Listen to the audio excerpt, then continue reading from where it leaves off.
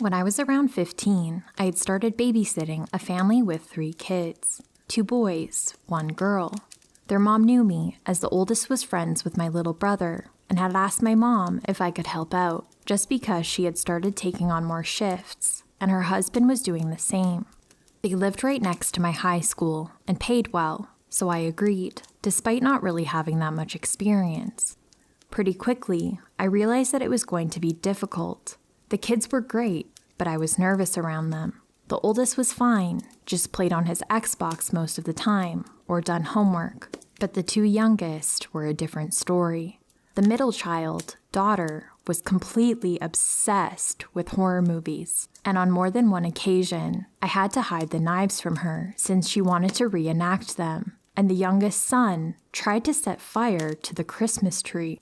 I know what kids can be like since I have a lot of younger and older cousins, but these ones drove me insane, and I would constantly worry about them hurting themselves or each other. If they played up, I would threaten to call their mom, which normally would work. It was after a few months that I realized if I had mentioned the dad, that's when they would really just behave and do what I had asked, so that's what I started doing. Now, I never really ever met the dad. I just knew that the guy was really tall and big built, but was always described to me as still being really nice, so I never thought about it. On this occasion, I had said to the youngest boy that I would call his dad if he didn't start behaving, which resulted in a huge tantrum, so I ended up calling him and explaining. Luckily for me, the dad was getting off work early, so he said that he would get home as quick as he could and apologized for his kid's behavior. When I had explained this, the kid was sobbing and ended up locking himself in his room. That day, the dad got home, and they weren't joking when they said he was tall. I'm only 5'3" and was 15. When I saw him having to crouch a little to get through the door because of his size, I remember thinking, oh shit, no wonder the kids won't misbehave when he's here. I said hi and apologized for the work call, which he just brushed off and said that it needed to be done and not to worry. We were both sat on the couch. I can't really remember why, but I think we were talking about what days they needed me for. Now, at this stage, the 2 youngest had went outside to play while I was in with the oldest, as I had just been tidying a little from dinner. I was pretty weirded out because his oldest started to get pretty antsy when asked to go to the shop, kept making excuses to his dad, so I had just offered to go. I could see the dad visibly frustrated and just wanted to defuse the situation. Now, I would like to point out that everything seemed normal at this point, but I remember feeling really intimidated by the dad. I'd only met him this one time and spoke for no more than 20 minutes. It turns out that the oldest had said to his mom that he didn't want me left alone with his dad, as he had apparently been watching me a little too closely during our short encounter. The parents had asked me to babysit later on in that week, which I had agreed to. However, in the space of a few days, that quickly changed. I got a text from my mom apologizing for the last-minute arrangements, but saying that I couldn't babysit.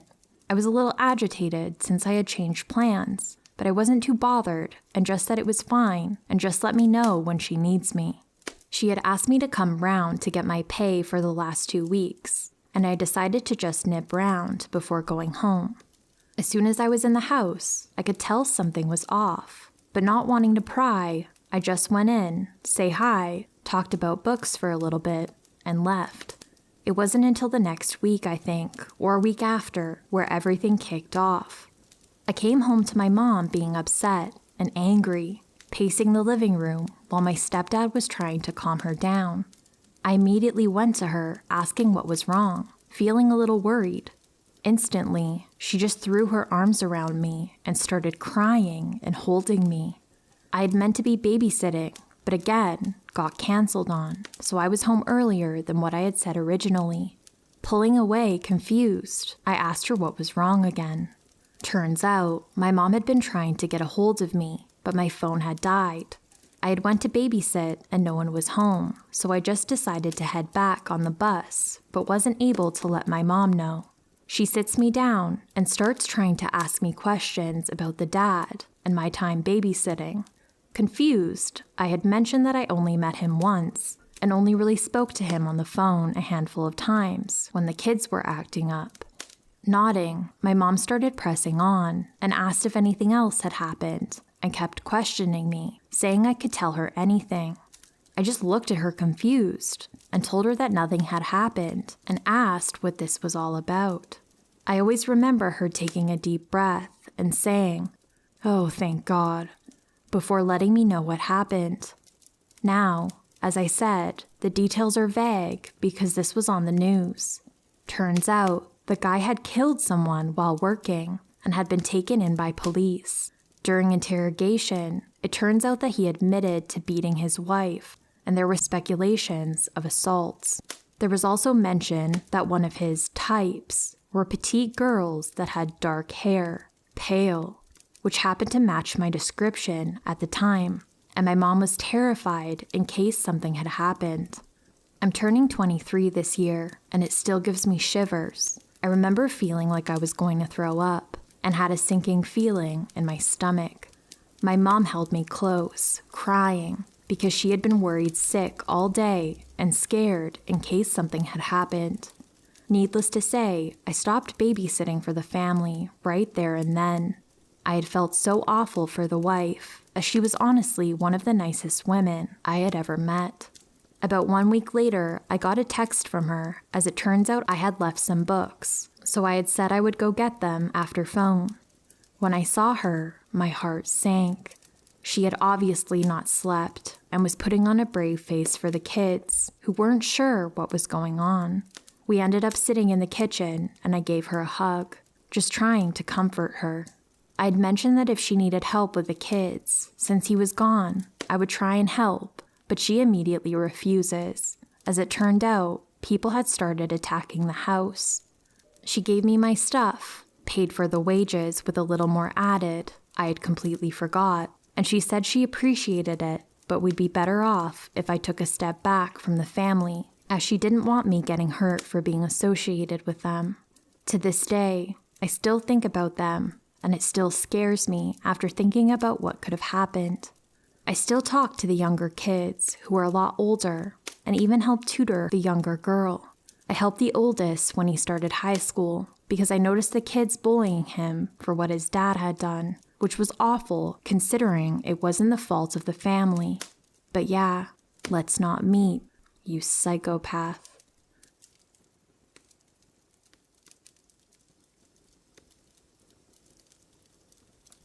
Two years ago, right around Halloween, I was babysitting for these two ladies who each had a son. They wanted to go out, so I stayed at one of their houses and watched their boys. It was around 8 p.m., and the boys were sitting on the couch, playing on their iPads and whatnot, when somebody knocked on the door. I asked them if anyone was supposed to come over, and they both said no. I go over and check the eye hole in the door, and it's some guy in a gray hoodie, deliberately hunched over so I can't see his face. Immediately, I'm like, nope, nope, nope, and don't say anything and start pacing around because I don't want to give him any inclination we're inside. A couple minutes later, I check outside the little window through the curtains, and he's gone. I didn't want to spook the kids anymore, and there weren't any more knocks, so I just kind of let it go as a prank. Cut to a few hours later, and the moms get back. They ask me how everything was, and I say the kids were great, but someone had come to the door. They ask me what time, and I say around 8, and one of the moms starts freaking out and going through her phone. The other one tells me that right around that time, someone had been making strange phone calls to them on a blocked number. They had disguised their voice and were saying things like, "I can see you through your window." They didn't think it was serious because it didn't make sense in the context of where they were, but in retrospect, we're almost positive it was me he was looking at through the window. They escorted me to my car, and I touched base later, and apparently nothing strange ever happened after that, but I'm just really glad I didn't open that door because I have a feeling in my gut it would have been really bad.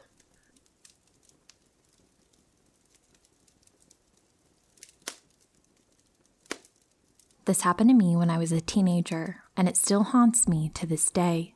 I was babysitting for my neighbor across the street, Alice. I babysat for her often, almost every weekend, so we were very comfortable with one another and had a good routine. Rarely, Alice would have a friend sleep over, and on this particular night, that was the case. Jennifer was a first-time sleepover date, so she was a bit nervous, but I did my best to make her happy. Alice's parents left around 6:30 p.m., setting the alarm behind them as they went. I bathed both girls and got them into bed to watch some Nickelodeon, as was our usual routine. Once the girls were happy, I went to the kitchen to grab some snacks.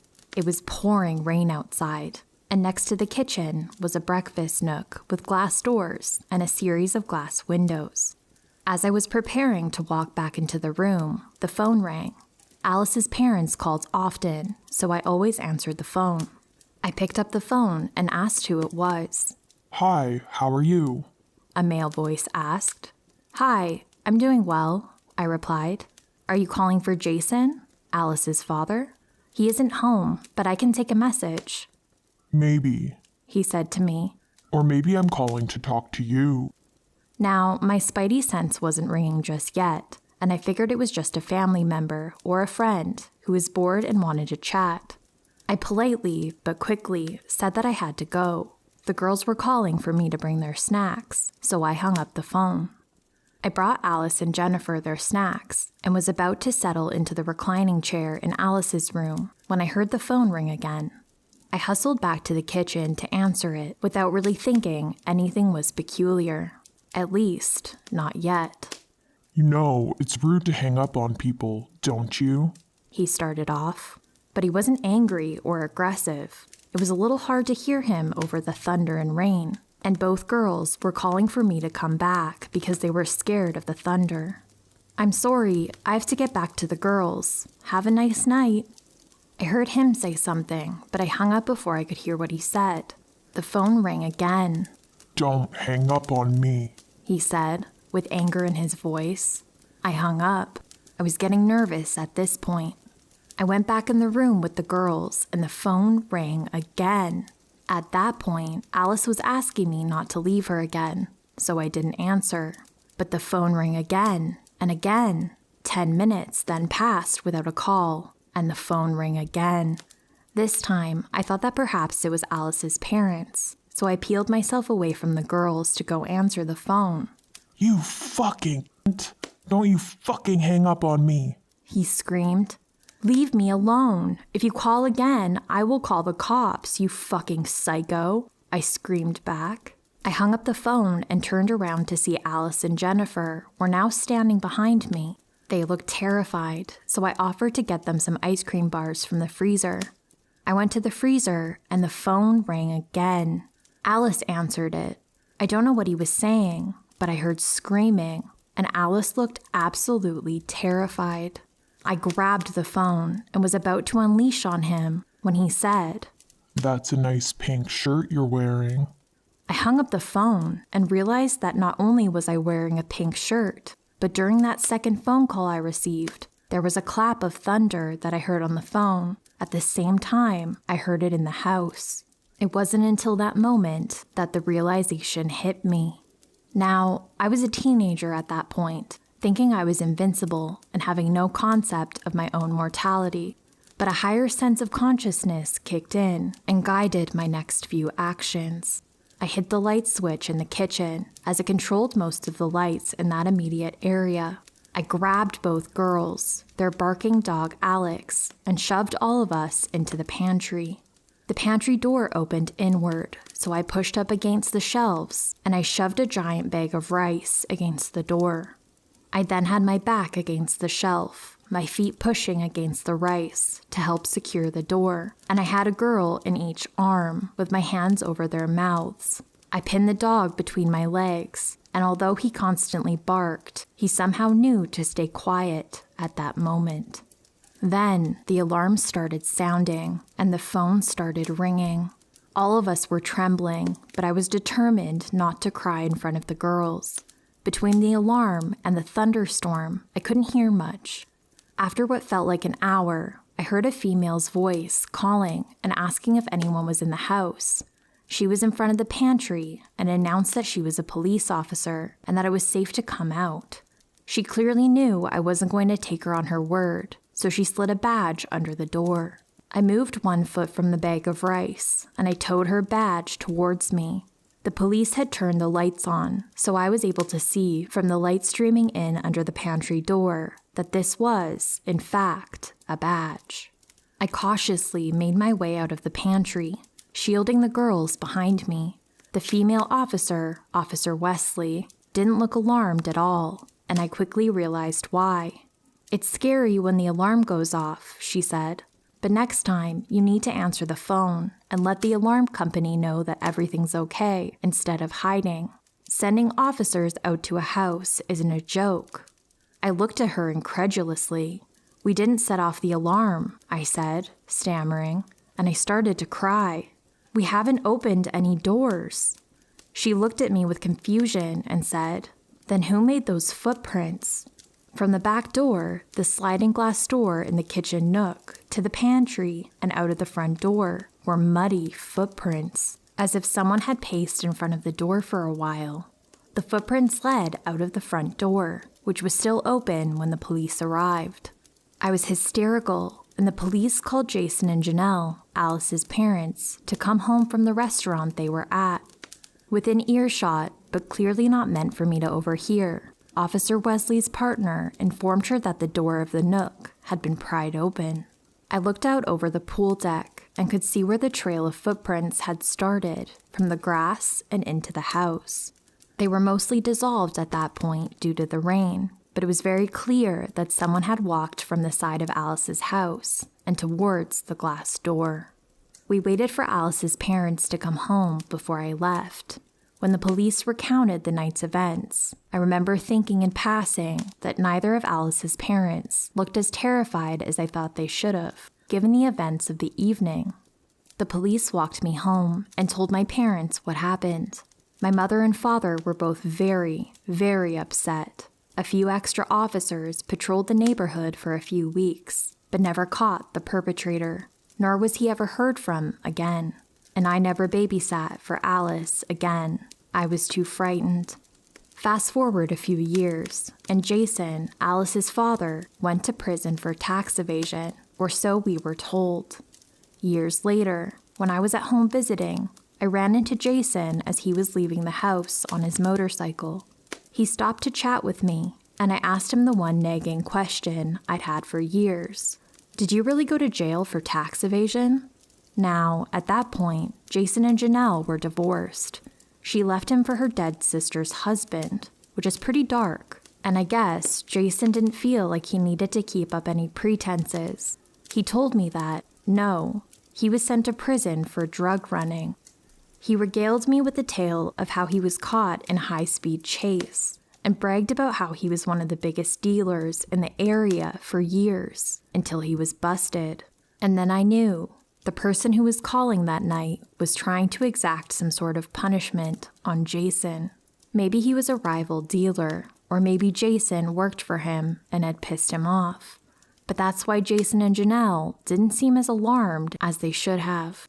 By the grace of God and an alarm system, we were not killed that night, but I knew that Jason's actions had led to that night's events. I knew in my gut. This haunts me to this day, and I think helped solidify a healthy understanding of my own mortality, as well as the depravity that may be within others. I'm not overly paranoid, but I'm cautious, and I think rightly so. My stupid teenage antics, for the most part, stopped dead in their tracks. Thank you for reading.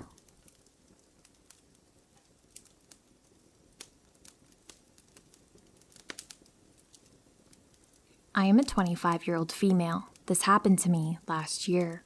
I live in a small town, not really a dangerous town, but it was becoming overrun with a lot of heroin addicts. The houses were all small ramblers, and there was maybe 50 feet between you and your neighbor's house. I lived in a corner lot with my pit bull. Due to the close proximity of the houses, I didn't have much of a yard for my dog to run around in, nor was it fenced in. When it was dark, or I didn't have time to walk her in the nearby park, I would hook her up to a yard leash I had connected to my small side deck. As a house in the corner, I didn't have a backyard, just slivers of land on each side of my house, enough for her to run around a little to do her business. One night, a little after midnight, my dog and I are laying in bed watching Netflix when she gets the sudden urge to pee. She jumps up and starts crying by the kitchen door, which leads to the little deck on the side of my house. I lazily get out of bed, put on my robe, turn on the dim deck light, and hook her up to the leash. It was a nice summer night and clear skies, so I waited with her outside and looked at the stars. My dog wasn't one to do her business and come back inside. She had to sniff every inch of the yard before she's ready. At this point, she's sniffing behind the shed, out of sight. That's when I could hear a ratty car making its way down my street. My neighborhood has speed bumps to keep cars slow, so I could hear this car long before I would see it. This is late at night. Everything is silent, but it wasn't uncommon for a random person to be walking home from the bar in a drunken haze, or people going to work their graveyard shifts. I thought nothing of the car and continued waiting for my dog. She was still out of sight behind my shed when I saw the ratty old car about to pass my house. The driver must have noticed me too, because he stopped on top of a speed bump and parked in the middle of the street. The idle car was actually pretty quiet. I wasn't scared or nervous at first, just really confused. Was he drunk? Is he about to do drugs in his car? And before I could think of another explanation, he opens his car door and slowly starts getting out, making eye contact with me. It was dark, but he was definitely staring at me. He was a large, husky man, at least 6 feet tall. I was surprised he could fit comfortably in that tiny little sedan. He gets out of the car, leaving the door wide open, and starts to slowly walk down the walkway to the side of my house that leads to the deck that I'm standing on. He's moving awkwardly slow and a little hunched over, as if he was hiding behind a short, invisible wall. I am frozen. My brain isn't working fast enough to process what this man is doing, approaching me in the middle of the night. Meanwhile, my dog is still standing behind the shed, sniffing, oblivious to the stranger in our yard. He gets about 20 feet away from me, still too dark to see his face, and never breaking eye contact, when he starts reaching into his pocket. I gasped, and it was enough to grab my dog's attention. She casually walks from around the shed and sees the man. Immediately, she starts to chase after him and is barking so loud it is echoing through the otherwise silent street. He reacted quickly and ran back to his car, speeding off and scraping the bottom of his car on all of the speed bumps, not slowing down. I got my dog inside, thanked her with tons of love and treats, and called 911. I reported a suspicious person since he didn't really harm me or threaten me. The most he did was trespass. Due to the high rate of drug activity, an officer was only a couple of streets over and in front of my house within minutes. He walked through the yards looking for the man, while another officer drove around looking for the car that I poorly described. They didn't find him, and I stopped letting my dog out super late at night. I have since moved to a different state, a bigger house, with a bigger fenced-in yard, and now have 3 dogs. But, to the man in the beat-up silver car, let's not meet again.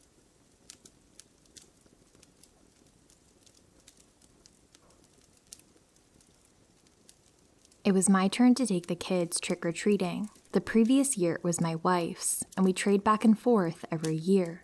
My son and daughter are aged 7 and 9. Usually, I stay on the streets while my kids go up to the different houses to collect candy. After about half an hour of walking around, we came to one of the more popular hot spots for candy collecting, a main street in the neighborhood. Lots of really cool decorations and animatronics on people's lawns. So I became a bit distracted and stopped watching my kids closely. At one point, they came back from a house accompanied by another girl about the same height as my daughter. She was wearing a weird homemade mask, like a cardboard cutout or something. My daughter asked me if she could trick-or-treat with us, so I said sure, and we carried on together as a group. I didn't know who this girl was, but I figured she was a friend from school. As we continued, I started to notice a large man trailing us. He was wearing some sort of angry cat mask. It was kind of creepy, to be honest. I thought that maybe he was the father of the girl, so I tried to start up some small chat with him. I said something like, "Nice weather, eh?" But he didn't respond. He just stood there staring at me while our kids went up the stairs to the next house. I tried again, asking, "Hey, is that your daughter?" He nodded, but didn't say anything. I figured he just wasn't in the mood for chatting, so I stopped trying. We carried on for another 15 minutes, until suddenly my kids came up to me and said they wanted to go home. This surprised me, as we hadn't been out for too long, and their bags were only about a third full. In any case, I agreed, waved goodbye at the man in the cat mask and his daughter, and started our way home. The weird thing is that when I glanced back, the man and his daughter were just standing there, staring at us. I checked one more time as we turned the corner, and they were still standing there, not having moved at all. At this point, I decided to ask my kids, "So, who was that girl?" My daughter looked up at me with a confused look on her face. "She's your friend," my daughter replied. I asked her what she meant. Apparently, the girl with the cardboard mask approached them and said that she was a friend of mine.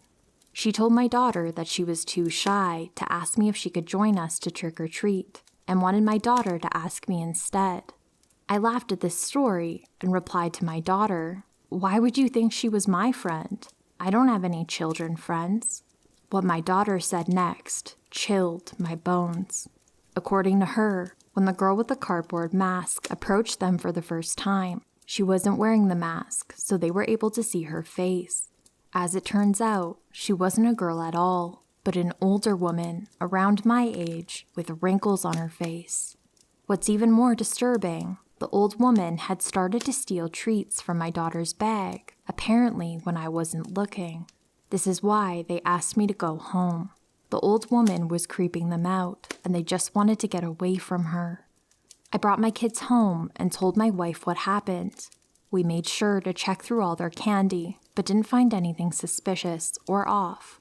We didn't call the police or anything, since nothing really happened. But thinking back, I kind of regret that decision now. What the heck was the old woman doing? And who the hell was that man following us around? I don't think I'll ever know. I just think it's sick that there are people out there on Halloween, hiding behind masks, pretending to be children.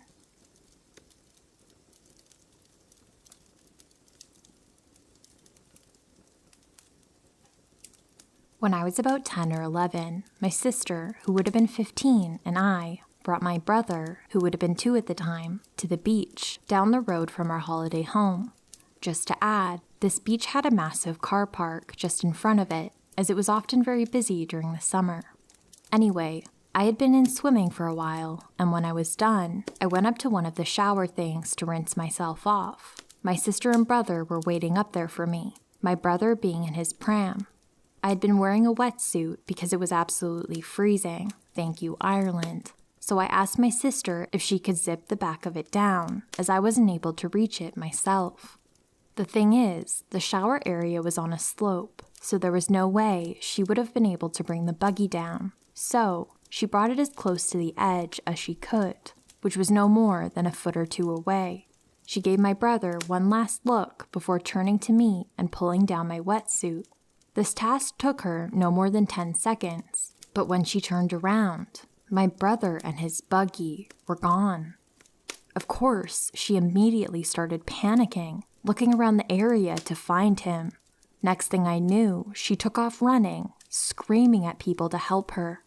It was only when I looked that I saw this old man trying to put my brother into his car, an older woman in the driver's seat with the engine started.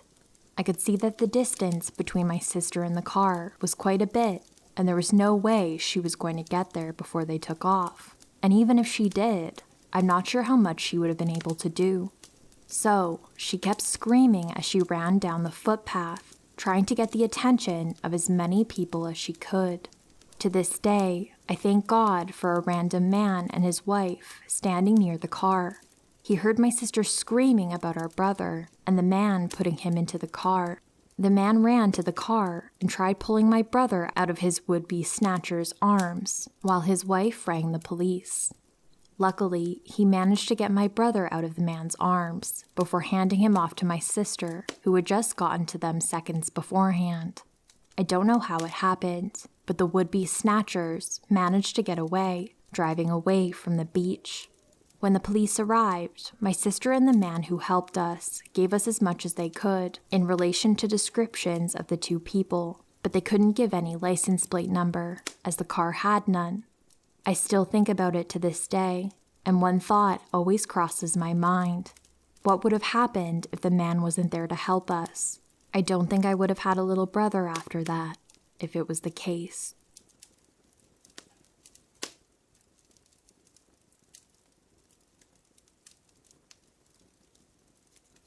Our car wasn't even turned off before the man started knocking on the driver's side window. My boyfriend and I were visiting our home state after a year away and decided to grab some drinks downtown. We had just pulled into the parking lot of a bar when he approached us with a white rag tied around his wrist. He began gesticulating wildly and attempting to talk to us through the window. My boyfriend cracked the window to speak to him. I just got stabbed trying to break up a knife fight, he said, pointing at the rag tied around his arm. Can you give me a ride to get supplies? Obviously, alarm bells immediately started going off in my head. I internally called bullshit on this guy being an innocent bystander to a knife fight, but offered to call him an ambulance. I don't want no ambulance. That'll just cause trouble. I just need something to clean it, he replied. More alarm bells. But I do understand that some people fear the police, though I personally feel such a fear is unfounded. So against our better judgment, my boyfriend and I offer him to take him inside the bar and buy him a shot to pour on his wound. But he refused, insisting that going into the bar would just cause trouble and that all he needed was a ride to get supplies. In a final attempt to sway us, he offered to show us his stab wound. He lifted the rag, a clean, pristine white rag, to show us what genuinely looked like a deep cut on his arm. A cut without any blood, anywhere whatsoever, not even on the white rag. The cut was clearly Halloween makeup. We immediately rolled up the windows and drove away. My boyfriend said as we were driving off, he saw a second man walk out from behind the bar and stroll down the street with the guy who had been insisting on a ride. I truly believe that had we let him into our car, we would have either immediately been robbed or instructed to drive somewhere where we would have been robbed. We did call the police and report a suspicious person, but I never found out if anything came of our report. So, sketchy dude who faked being stabbed to try to get in my car. Let's never meet again. Stay safe out there, folks.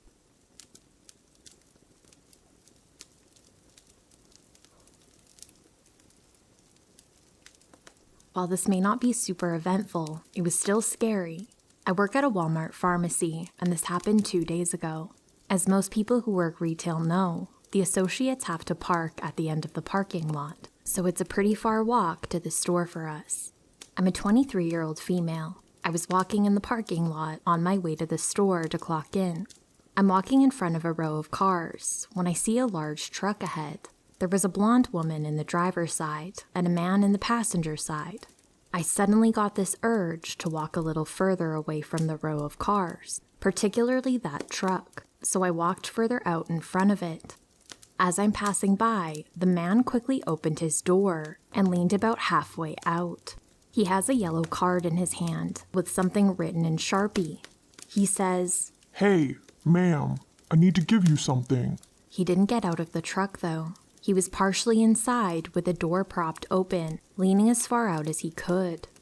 He said, "Come get this card for me." I honestly have never felt fear come over me like that. I looked at the woman, and she was gripping the steering wheel and watching me. The car was running. "It's a business card for pressure washing. Just walk over here and get it. I thought you might be interested." I looked at him and politely declined. He seemed frustrated, and I quickly walked off. I had the worst gut feeling. Something was telling me to get away as quick as I could. I turned and watched the truck pull off and drive away quickly. Thankfully, nothing happened, but it was still scary. A few hours later, I was told a sex trafficker had been arrested in another nearby Walmart just the day before. The boards on the walls with missing women, men, and children at Walmart are no joke. So many people have gone missing at large stores like Walmart. Always listen to your gut.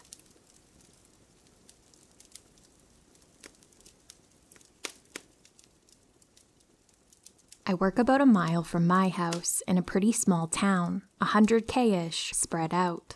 I grew up in one of the largest cities in the States, so living here has been a bit of a culture shock.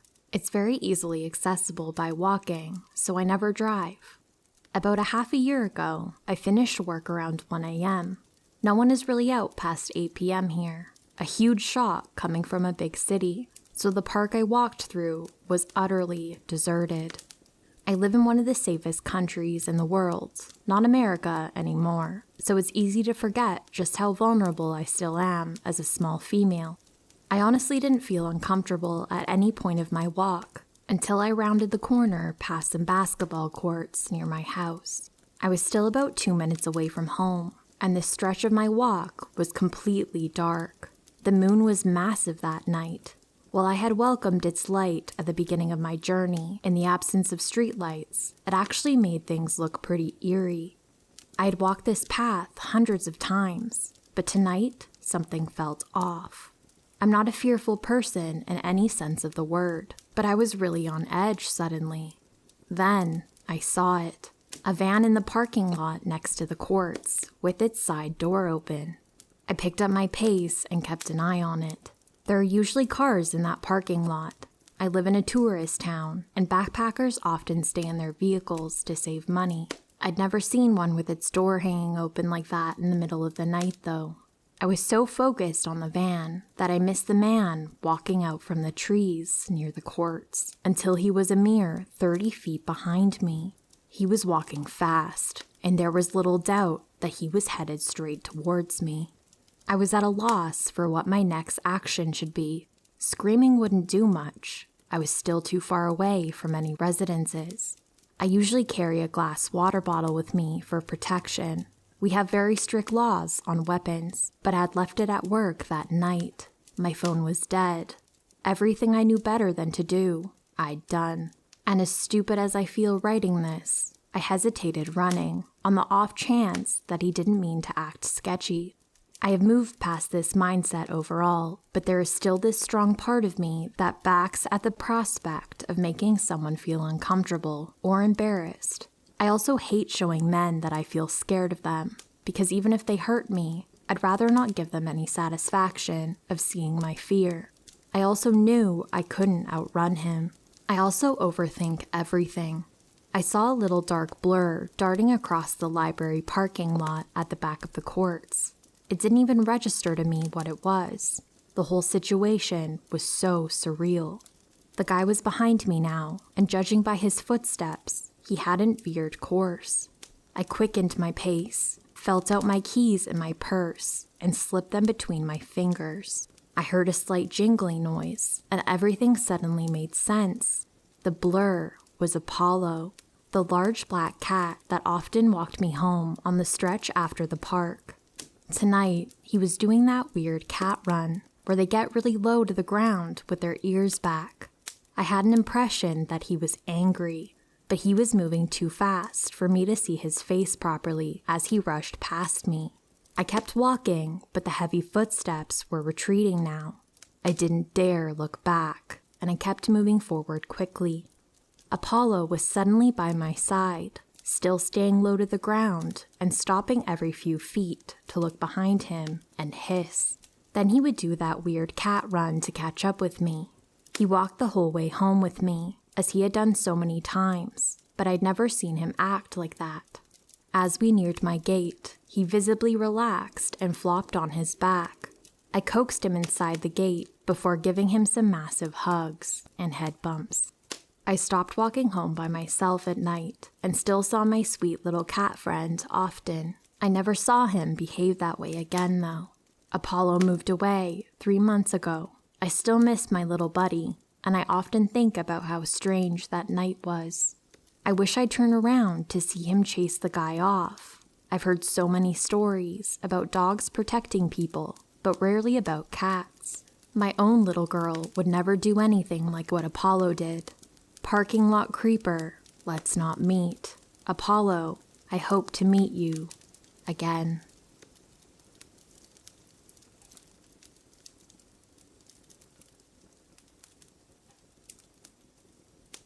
So, I worked at a county jail.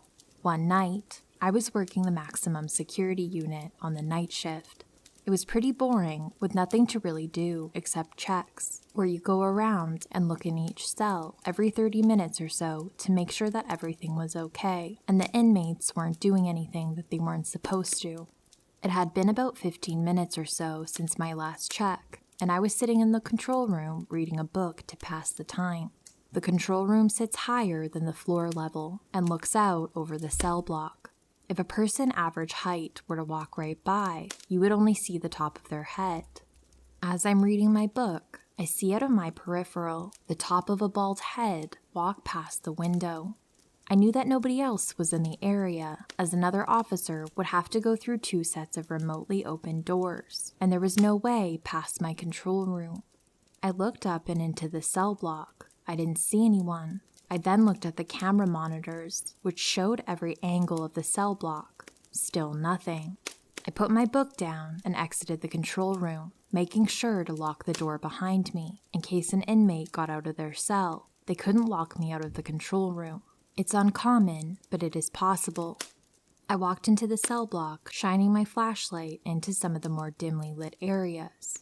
I took notice that I did not hear the cell door close. So if an inmate did get out of the cell, they would have either had to close their cell door incredibly quietly, or they were hiding somewhere. I radioed for another officer to respond to my location as a backup. I began to conduct a check, making sure to count the inmates in each cell and pull on the door to make sure it was locked. When I reached the upper tier, one of the inmates was standing at the cell window and asked me what time it was. When I told him, he noted that I was early on my check and that I had been checking the doors. These guys have nothing to do but watch you. The inmate asked if I saw the bald-headed guy. He must have seen the expression on my face, because he said that he was seen by someone at least once a night, usually passing quickly by the cell windows. He said that they always knew it was him because there were no bald officers on night shift. I went back to the control room and locked it behind me. I asked the officer who responded as my backup about the bald-headed guy. He was a very senior officer and said that he had never personally seen him, but it wasn't uncommon for officers to report it. I never saw the bald-headed guy again. Eventually I was promoted, and every once in a while, an officer or inmate will ask me about him.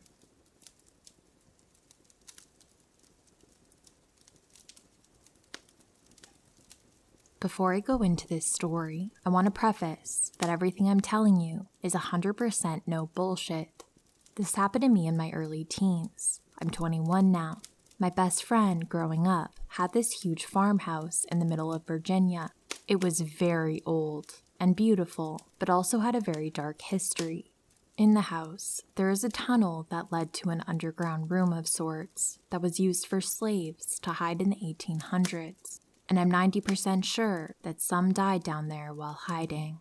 So you can imagine the history and energy that fills the house.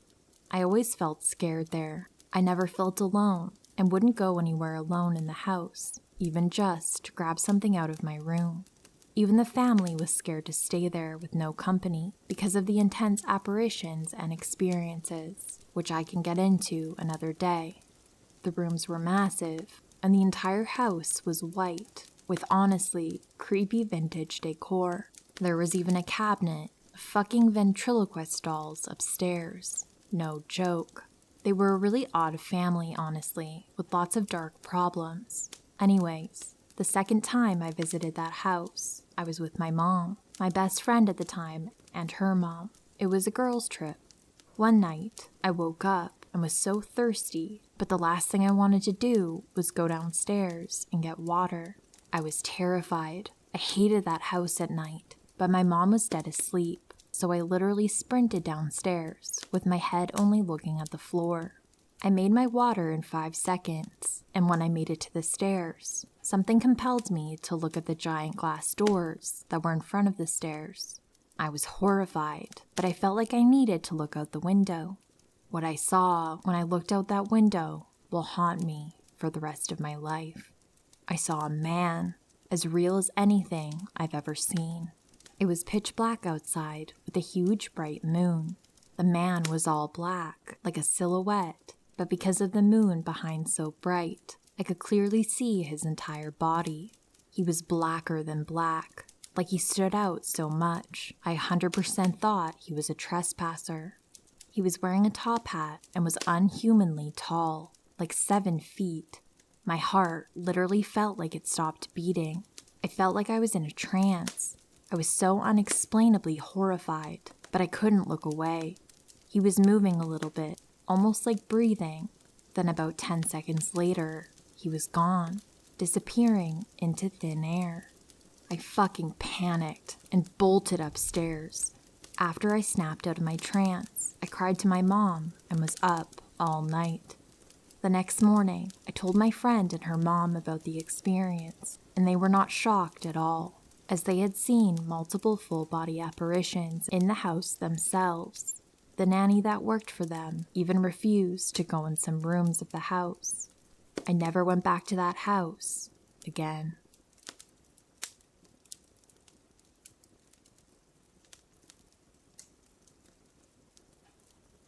There is a place in Nova Scotia known locally as Little Girl's Grave. It is a gravestone of a young girl named Catherine McIntosh. She died of an illness and was originally buried in McLennan Cemetery. However, due to a dispute with a neighbor, her body was dug up and moved to the side of Greenvale Road, in front of the family farm. One night, I went with 2 friends to visit the gravestone. It was a dark and gloomy night, driving down the eerie winding dirt road until we came upon the location. We brought a toy to leave at the gravestone. The local lore surrounding this site says to leave a toy for her and to never take a toy away.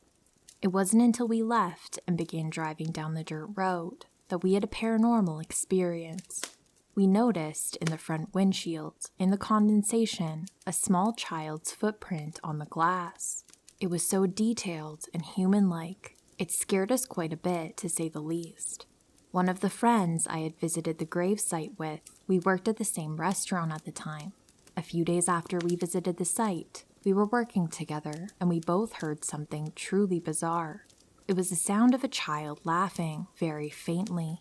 We both stared at each other in disbelief. We had no idea where the sound originated from whatsoever, as there was no one around except the 2 of us. Not long after this, we had a falling out, and have not spoken with each other since 2013. This is one of the only paranormal experiences that I've encountered in my life.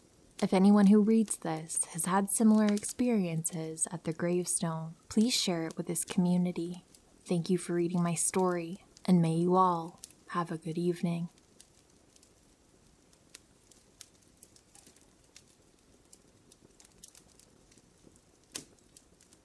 This is a story about an old house in a rural part of central Massachusetts. It was a huge old house that had originally been half a hotel. The other half was nearby.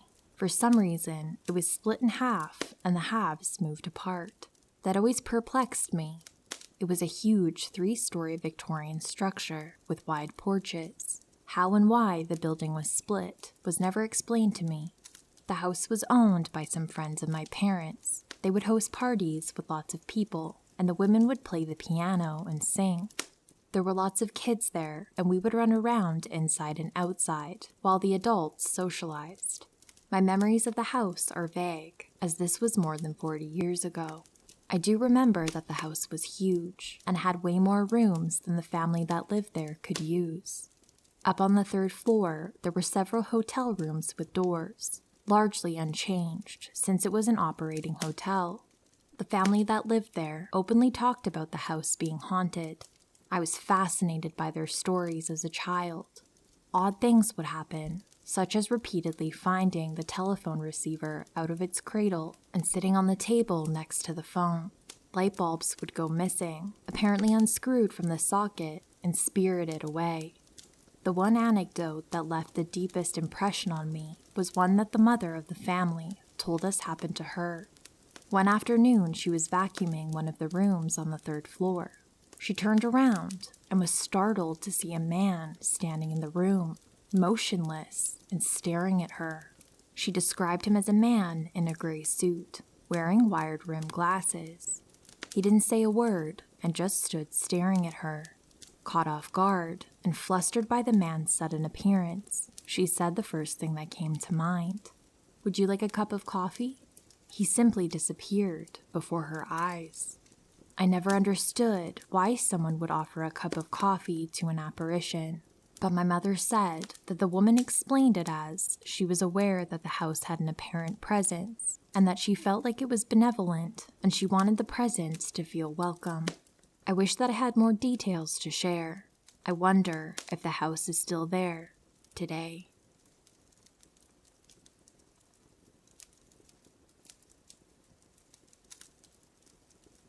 Second time poster here. I have a few of these. A little backstory. I worked at a large cell phone retailer through college. The store was in a busy downtown area of the city, so we saw a lot of class diversity. Everything from tweaked out homeless people to business types on their lunch breaks. Because of this, they wouldn't let only females work at one time. Story time. One rather slow morning, it was just my boss and I working. He was in the back office doing manager work stuff, so it looked like I was the only one in the store. This guy comes in asking about our phone plans. As I'm going through the sale, he kept getting increasingly nervous. By the time I checked him out with his new phone, he was weirdly giggle-smiling and fidgeting. I thought that he might be nervously gearing up to ask me out. As a socially awkward individual, I expedited the checkout process and quickly excused myself to the back office to hide out. I'm sure anyone in customer service can relate to not wanting to awkwardly turn down people who may hit on you in your place of work. He left. My day went on as normal. Then the phone calls started. I answer the phone. "Hello, this is blah blah blah. How may I help you?" Just breathing. "Hello?" Breathing intensifies. My mind goes to the awkward guy early this morning, but I try not to jump to conclusions. Maybe it's a prank call. About an hour later, it happens again.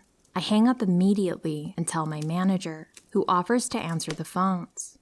About an hour later, my manager comes out and says someone's calling with a question, and they worked with me. Normal stuff. "Hello, this is..." Breathing. I motion to my manager, handing the phone back. He puts the phone to his ear, hears the creep, and just yells, "Oh, what the hell? Don't call back here." The next few days, my store starts getting phone calls asking for me, always responding that I'm not working and can't say when I'll be back. I start getting walked to my car after every shift. Then, on day 3, after a morning of multiple calls, this guy just shows up. Just one male coworker and I working all day. He walks in with a to-go bag of food, important for later, and starts perusing the headphones display on the wall. I motion to my coworker, "This is the guy, red fucking alert." Hero coworker jumps up and helps the guy. "Hey man, what's going on?" This guy was no longer the normal awkward guy from a few days ago. He was calm, eyes opened way too wide, creepy smiling at my coworker, not paying any attention to me. How much for the headphones? Hero coworker starts awkwardly keeping up his customer service, asking about which ones he may want, etc. This guy just stands there, saying nothing. Solid 20 seconds of not answering his questions, just creepy stare. Then, he turns without a word and walks out, the entire time not looking at me. Once he leaves, my coworker tells me to go to the back and call our manager. I'm spooked. My manager says if he comes back, Tell him he's banned from the store. Not even an hour passed, and he's back, to-go food in hand. This time, the store is busy. I quickly explain to the customer I'm working with what's going on and run to the back office. We have store cameras displayed on a monitor, which I'm now glued to. I see Hero coworker go up and talk to him. He just backs out of the door. This dude literally walks backwards 10 feet, never taking his eyes off my coworker, smiling. Coworker comes back and tells me to call the non-emergency police number. Police catch him sitting outside with his doggy to-go box. Coworker and I are peeking out the window from behind the phone case display. Young police officer comes in and explains the guy said that I asked him to buy me lunch, and we were dating. I informed him I sold him a phone 3 days ago, and he was harassing me since by calling the store multiple times. Coworker backs me up, telling him about the creepy breathing. A while later, 2 police officers come back in to let us know he's been banned from the store. Older police officer says call back immediately if he comes back. This guy was on probation for doing this to other girls. What? The rest of the day goes by, and coworker and I are on high alert.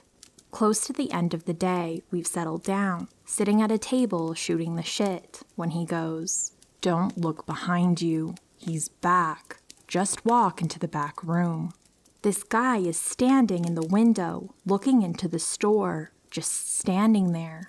We call the police, but he left way before they arrive. A police officer parked outside the store for the rest of the shift. I never saw creepy stalker again. I don't think his motive was to actually date me. I think he just got off on scaring girls.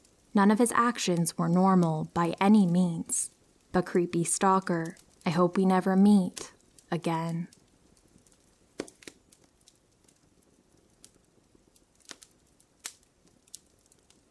This happened to me my freshman year of college. Tinder was new, and everyone at my university was on the app.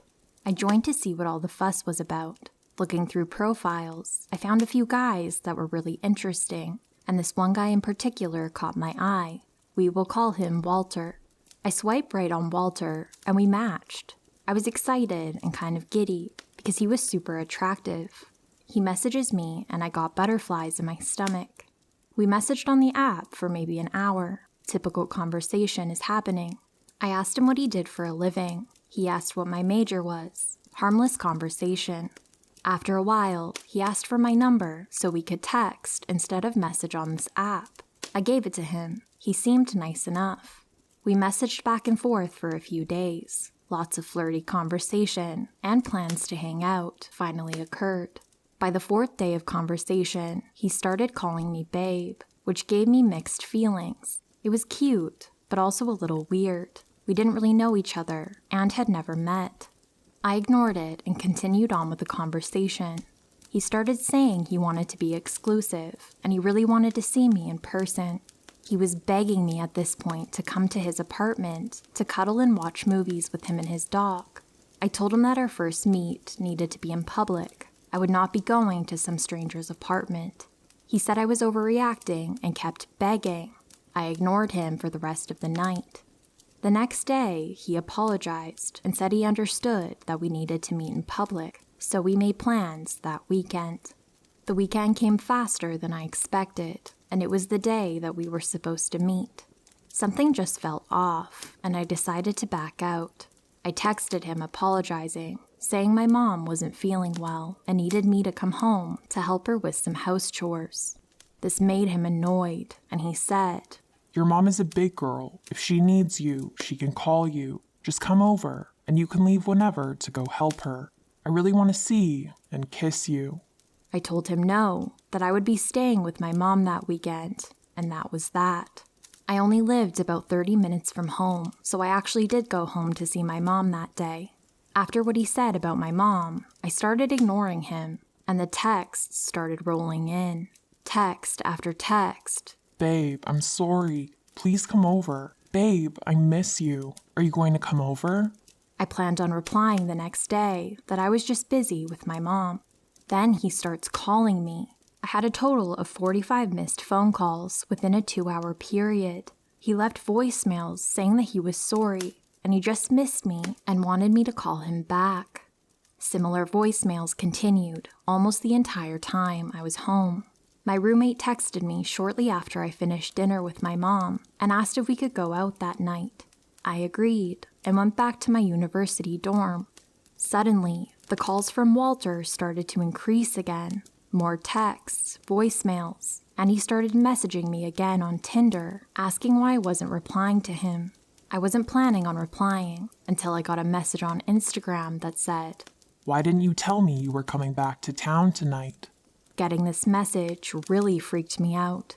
I replied to him and said, "Sorry, I've been busy with my mom. How did you know I was back in town?"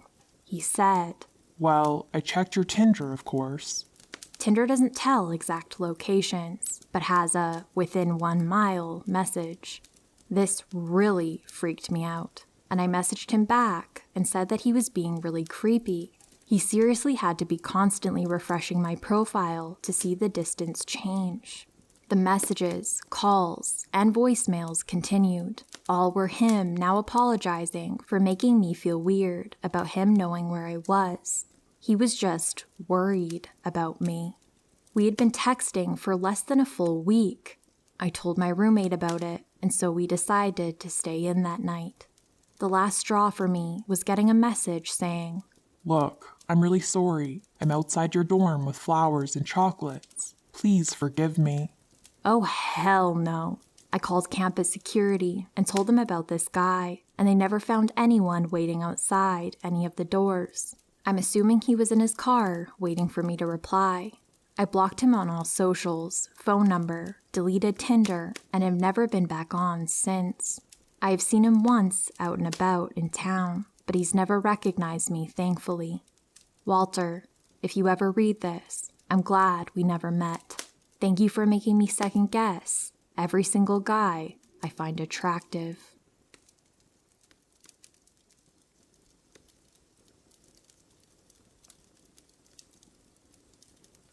This is going to be a slightly long story, so please bear with me. This is from my sophomore year of high school.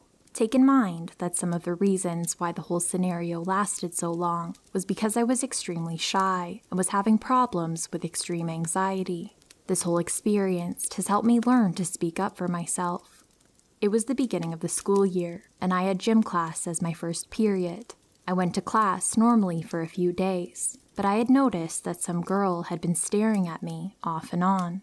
I didn't think it was anything to worry about, a big mistake on my part. One day, before class started, we were all hanging out in the corner of the gym, listening to our teacher's story of how he tripped and fell in a huge puddle of mud. I was sitting on a pile of yoga mats, staring off into space, but still paying attention. I then heard a girl's voice say, "Teacher, I have a story to tell too. I finally have found my best friend that I haven't seen in years, and she doesn't even recognize me." I was snapped out of my staring spell, and I looked towards the voice to find that she was pointing directly at me. I foolishly said, "Oh, no, I remember you," and read off the name that was written across her gym shirt, Ellie, because I didn't want to seem like a jerk for not remembering her. Ellie instantly brightened up that I remembered her, and then proceeded to lift herself up onto the yoga mats and sit uncomfortably close to me, enough that our entire bodies were squished together. I didn't say anything because I didn't feel like it was necessary to cause a huge problem out of this, because there was obviously something up with her mentally, and I didn't want to be a dick about it. The class went on, and Ellie and I were not in the same group, so I didn't have any problem with her that day. The next few days, we didn't have any assigned class groups, so Ellie was trailing behind me like a dog. She was starting to get extremely protective and forceful with me. I don't get cold very easily, but she insisted that I wear her jacket and would not leave me alone until I finally wore it. She also started to say things about hurting my actual friends, which was the final straw for me. "Do whatever you want to me, but as soon as you bring my friends into it, I'm going to do something about it." I was finally going to bring it up to our principal. Putting that whole thing behind, our class today had the option of either volleyball or walking around the perimeter of the room. I decided just to walk around the room and had been doing that for around 15 minutes until I sat on the ground by the bleachers to tie my shoes. Ellie dropped down to the ground too and watched me with extreme interest. All of a sudden, she grabbed my wrist and held our forearms together. We have the same veins. You want to know why? Because we were in the womb together. I used to hug you when you were scared in the womb, she said. This line freaked me out a lot at the time. 1, our veins look nothing alike. She had one visible vein, while mine branch out into multiple. 2, we looked nothing alike, and she was a year older than me. I decided to run off to the bathroom before I really freaked out, and stayed in there for almost the rest of the class. I returned later for the end of class roll call and left to go to the locker room. Ellie got dressed quickly and was just staring at me, half naked, getting dressed. It made me really uncomfortable. I lied and I told her that I had to leave quickly because I had to meet up with my boss at Olive Garden and hightailed it out of there to my next class. My next class teacher, who I trusted dearly, called me up to talk to her privately in her class, and she said that Ellie had been talking about me nonstop in the class that she had her in. She recommended me to go to the police as soon as possible, and she'll talk to the principal. This scared the shit out of me. What in the absolute hell did my teacher know about Ellie that she would tell me to go to the police, of all people? I called my mom and skipped the rest of the day. I stayed home the next day and went to the police station with my mom. They brought us into a room, and I started off with just telling them the basic story of what was going on. I didn't even say her name. The guy that was talking to us said, "Ellie Smith?" I was dumbfounded. How did he know exactly who I was talking about? He went on talking about how she's in the police station a lot, but couldn't go into specifics because she was a minor. This didn't help with my anxiety. What the hell did she do to be in the police station multiple times? The police couldn't really do anything, so the only thing I could do was switch my class. I was pissed off because I had made a few good friends in that gym class and had to restart with a whole new class, but at least I was away from Ellie. The new class went fine, but over the course of the year, I would always run into Ellie in the halls. My friends even saw her turn around and look at me with one of the most terrifying faces she had ever seen in real life. She would always yell things along the lines of, "I'm going to get you, Mercifer," which is extremely unnerving to me. I didn't want her near me or my friends, so I began stepping up and telling the vice principal himself whenever one of these incidences occurred. This kept happening over the course of my sophomore year. I was hoping that she would forget about me because I had figured out that we had never actually met before that gym class. I never hung out with anyone other than my friend Paige in the time that Ellie said that we were best friends, and I even checked all my yearbooks. Not one thing, even mentioning Ellie Smith. The morning of the first day of junior year, I ran into her before I even started my first class. I tried not to make eye contact. Later that day, the principal called me in and told me that Ellie said that I flipped her off, which I didn't. I didn't even look at her. This whole game with threats and random incoherent screeches continued on through my junior year as well, and I felt like part of the whole high school experience was taken from me because I spent a lot of time trying to figure out how to avoid her. She graduated and thankfully was gone during my senior year. This whole experience has honestly both traumatized me and helped me grow as a person. I had learned how to assert myself more than I have ever done before, but I still swear I see her out of the corner of my eye. It's caused some paranoia that still hasn't gone completely away. Yeah, so, Ellie Smith, let's not meet again. Edit. I had forgotten to put that at one point, she had my phone number that I gave her when I didn't think anything was wrong. I apparently wrote down the wrong number, thank God, and she tried to call me like 35 times. She got very angry and kept repeating, "I'm going to tackle you if you ever do that again," when I saw her in class the next day.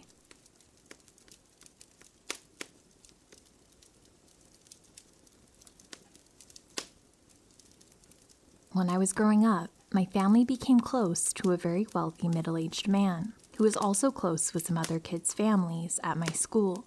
I think I was about 7 when I met him. It was a repeated pattern that he would get close with kids' parents, then get close with the kids, hyper-focus on them, have a falling out with the parents, and then move on to the next family. This may sound dangerous, but nothing ever untoward happened, to my knowledge, and I was one of the children he got closest to. I think he was just an emotionally immature man-child who could relate better to children. Still creepy though, which is why I'm posting it here. My family went through the same cycle with him. I got really close to him, more so even than my sister and my friends, whose parents were also friends with him. Looking back, it was really unwise and completely inappropriate, and my parents have admitted that it was and apologized. But I was just allowed to sleep over at his house by myself, or just with a couple of friends. Why a grown man would agree or want to hang out with a 7-year-old girl is also beyond me. Eventually, this man's erratic behavior drove my parents and me away. I think the final straw was when he yelled at my mother for wanting to spend the holidays with family instead of him. While all of this alone is creepy enough, the alarming behavior continued after the falling out.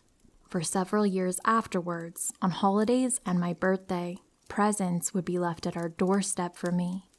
One year for my birthday, he got a very expensive piece of equipment and had my name painted onto it.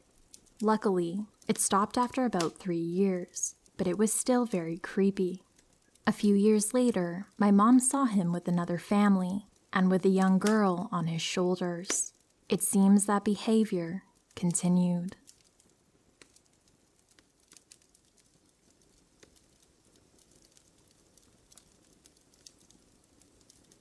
So this happened about 20 years ago, when I was a young 15-year-old girl. I had an older neighbor who taught drums and was a friend of my family's, and I would take drum lessons from him once a week. He only lived like 2.5 blocks away, so I would always walk, and he and his family lived at the end of a cul-de-sac. Well, one summery day, when I was walking home at like 4 p.m., broad daylight in a quiet neighborhood, there was a strange man standing across from the end of the cul-de-sac. He had on a big cowboy hat, odd for my area, and some facial hair. I don't know, he was maybe in his 30s, and he was just staring at me. He was watching me unabashedly as I walked down the cul-de-sac and crossed the street, and once my back was to him, I could hear that he was following me. My heart sped up. My drumstick seemed like a weak protection, and I was wearing these thin little flip-flops, and remember thinking if I had to kick them, they weren't going to help me at all. Less than half a block away from me was a more busy street, and I remember thinking if I could just get to the street where people would see, he'd be sure to back off. But his steps sounded closer, and I could taste my panic, knowing I wasn't going to make it. I ended up running up a house where I kind of knew the family, and I knew the mom with young kids was probably there, and pounded on her door, tried to open it myself even, in my panic. She opened it and spilled into her house and locked the door. I told her what had happened, and I let my heart calm down a little. After being inside for like 15 minutes, I asked if I could just hop her back fence to go home, since it would cut out a block of travel. But when we slid back the drapes of her back door, the dude was leaning against the fence, right outside her house, where he could see both the front and back door. She ended up loading her kids in the car and driving me home, and later had her husband ask around. Turned out, the dude was living with his mother and had just gotten out of jail. I don't know the charges. All I know is that my stomach has been twisted in knots, and it was the first time I'd tasted fear like that. I don't know what would have happened if he caught me.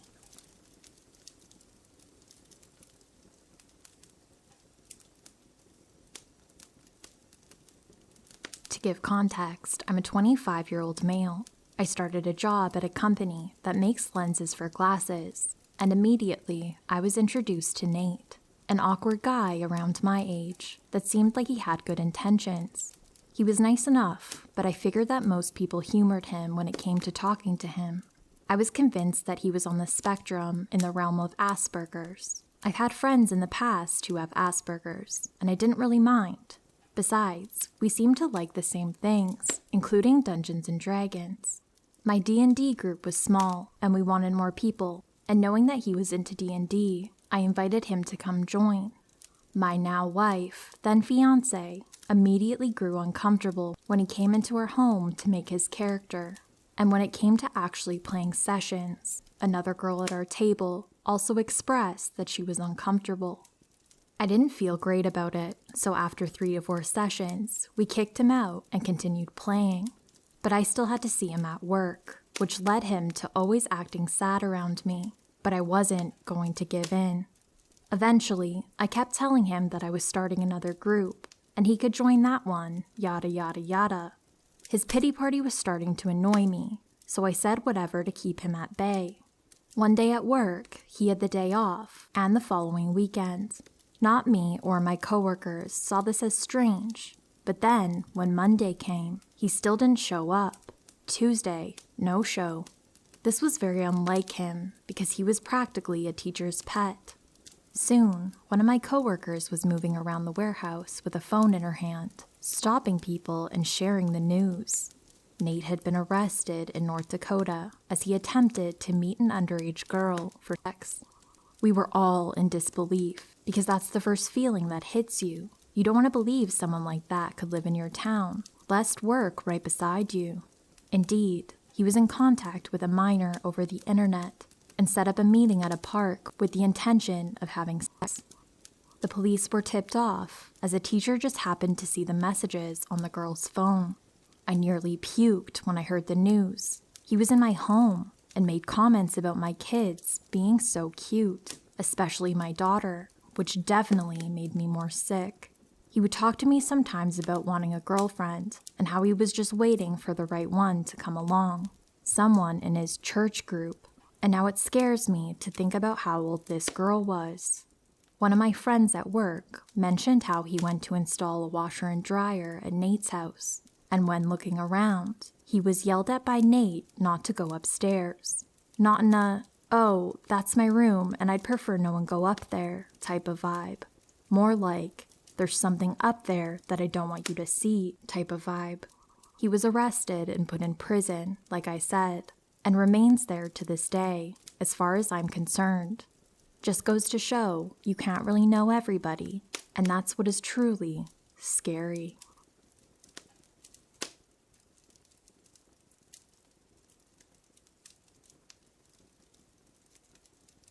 While I was in college, my dad came down to help me move into a new apartment complex. The new place was about 5 stories high, and each level had an identical layout with apartment units along the indoor hallways, which were accessed from an elevator to the partaking garage below. I was the last one of my 3 roommates to move into the new place, so there was already some furniture and decor with which I was not familiar. This is relevant, I swear. Dad and I were unloading the truck from the garage below, so we would take the elevator to my place on the 5th floor with each load. As we carried my big mattress into the apartment, I had to set it down for a moment to readjust my grip before we went through the door to my new bedroom. That's when I actually looked at my surroundings and thought, I don't recognize that couch. And where did that half-empty bottle of Jack Daniels on the counter come from? Right then, I also remembered that no one else was home, but I could hear the shower turning off, and a man's voice timidly said, "Hello?" from the bathroom. As it dawned on us both that we were in the wrong unit, and my dad just shouts, "Abort! Abort!" grabs his end of the mattress, and shoves me and the bed back out into the common hallway. We realized we had gotten off on the wrong floor of the elevator and had gone into the unit directly below mine. Luckily, we made it back to my floor before the poor guy from the shower ever saw us. Fast forward a couple months, and I had kind of forgotten about this whole event. One of my roommates had gotten to know the guys in the unit below us, and they would sometimes come up to our place to smoke her weed. One night, we were all hanging out in the living room with Andrew, one of the downstairs dudes, and it came up in conversation that we liked the great security in our building because this was a bigger city than any of us were used to. Andrew agreed, in general, but then he told us about this one time he totally freaked out because he was in the shower and he swears he heard multiple people in his apartment thumping around and talking to each other right outside the bathroom door. He had always wondered if he hallucinated the whole thing because when he emerged from the bathroom, nothing was stolen and nobody was there. At that point, I was trying to blend into the terrible 1980s wallpaper as my face turned bright red. My roommates all knew and loved the story of my dad and I breaking into the downstairs neighbor's apartment and then running away like total creeps. Of course, one of the girls doesn't miss a beat and says, "Oh yeah, but that was just Cephalo Geek and her dad trying to move her mattress in your bedroom." After I explained the whole situation, Andrew said that he was ultimately relieved to learn it wasn't someone with malicious intent, but I never was able to shake my new nickname, Creeper G. So there's my story about how my dad and I were inadvertently the local sketchballs.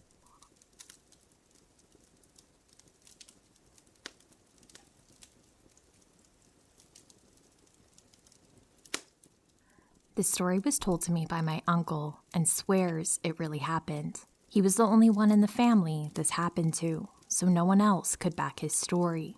I don't know if I believe this myself. In 1979, there was a 12-year-long civil war in El Salvador.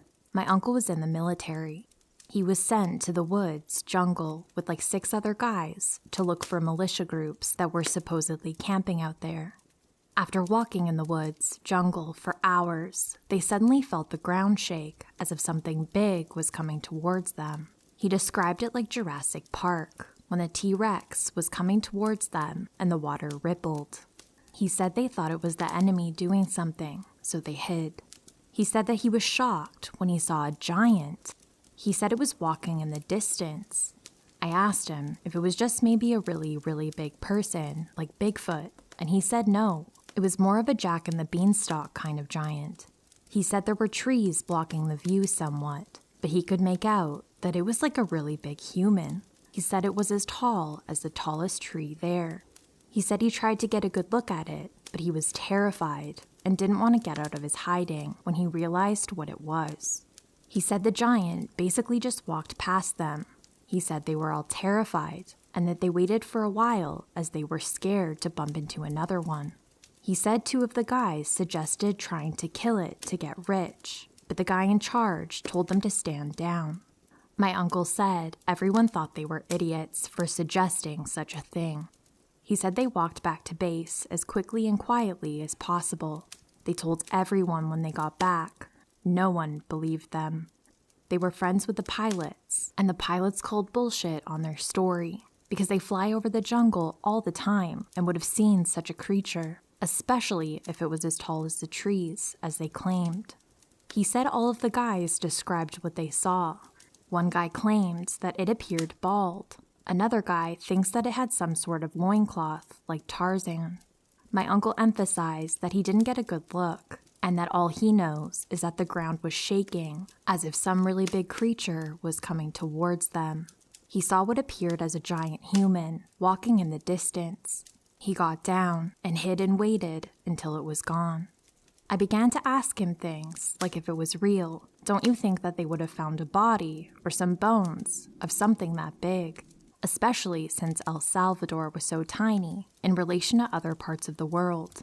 He responded along the lines of, "I don't know about none of that stuff. I just know what I saw that day."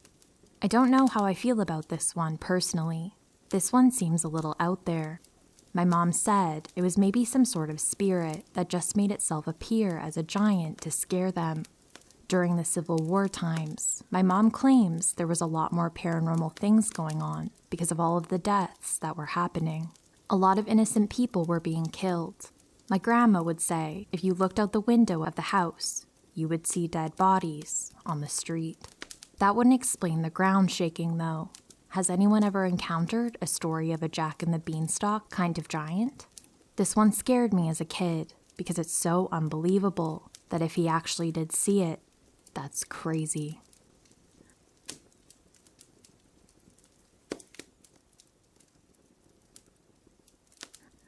Just a quick backstory. I grew up in Providence, RI, and everyone who's lived there knows that it's very busy and noisy all day. Buses, traffic, businesses everywhere. But at night, it gets very quiet and very eerie sometimes.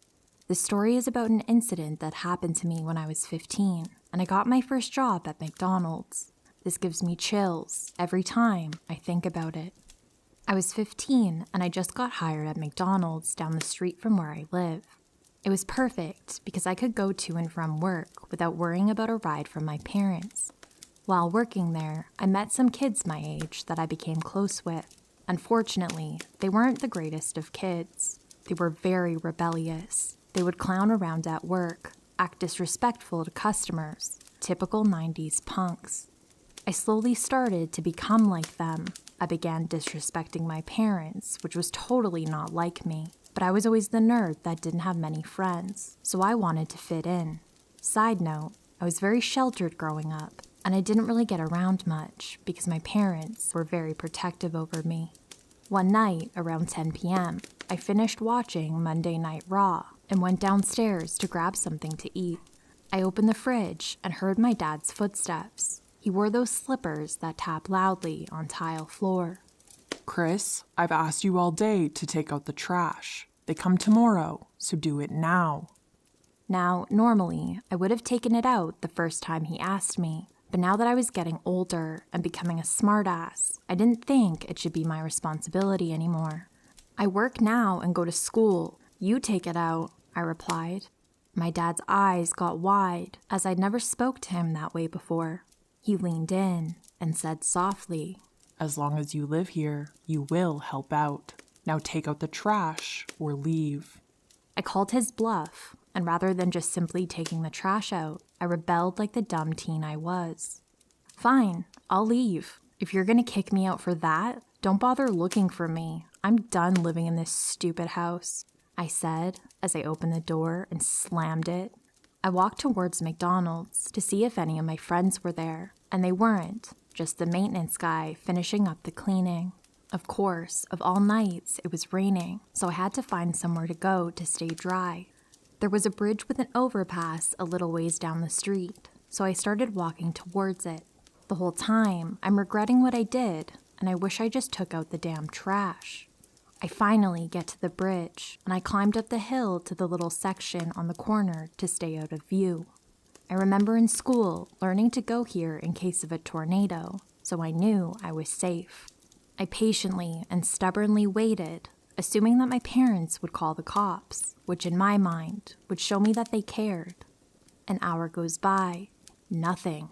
No sirens. No cars were even on the road. It was getting pretty cold, but I promised myself I wouldn't give in. I crossed my arms over my legs and fell asleep. I woke up violently from a semi wailing on his horn over the overpass. I looked all around, confused. How long was I out for? I looked towards McDonald's, and I saw an old man in a gray suit sitting at the bus stop. It was weird. He was sitting, still facing forward.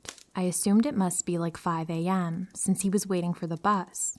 I stood up, very upset that my parents never tried to find me, and began walking to the bus stop. Now, I'm a very outgoing person, and I trust my gut. As I walked closer to the old guy, I didn't get any negative vibe as I approached him.